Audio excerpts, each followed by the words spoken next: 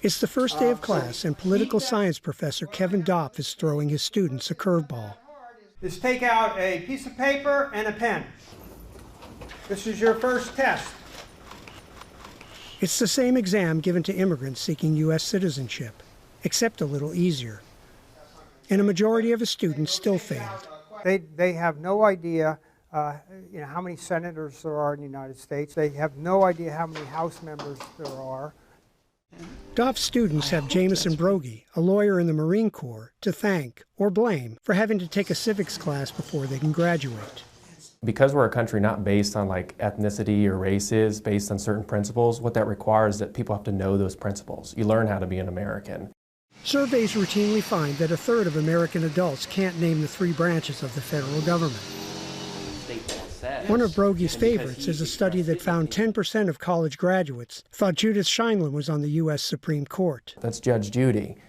With help from the Conservative American Council of Trustees and Alumni, Brody drafted the Reinforcing College Education on America's Constitutional Heritage Act, better known as the REACH Act.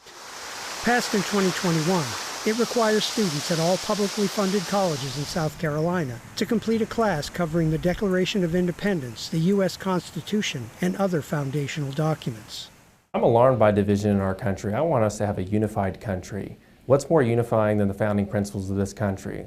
However, critics see an attempt to inject a conservative brand of patriotism into college life. After his success in South Carolina, Brody launched a similar campaign when he moved to North Carolina. The NC REACH Act easily passed the House, then stalled in the Senate. The plan also met resistance from University of North Carolina system faculty. Some want to politicize this. We know what works in ways that sometimes someone outside of higher ed may not know.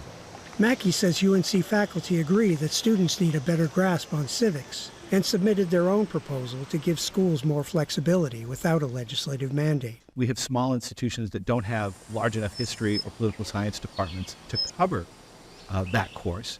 And so we wanted to have something that could live outside of those departments. My own discipline, philosophy, for example, can start with John Locke and take you right through the Constitution and really explain the founding of America. The UNC Board of Governors approved the proposal this spring. The civics requirement will apply to new students starting in July 2025. Back in Bluffton, Dopp gives the same test at the beginning of every semester. He told his students to exchange papers and count the number of X's. Don't worry about it. Stand up if you have 7 or more on your paper. Stand up. Up. 1, 2, 3, It was the same result as 4, usual. 5, 6.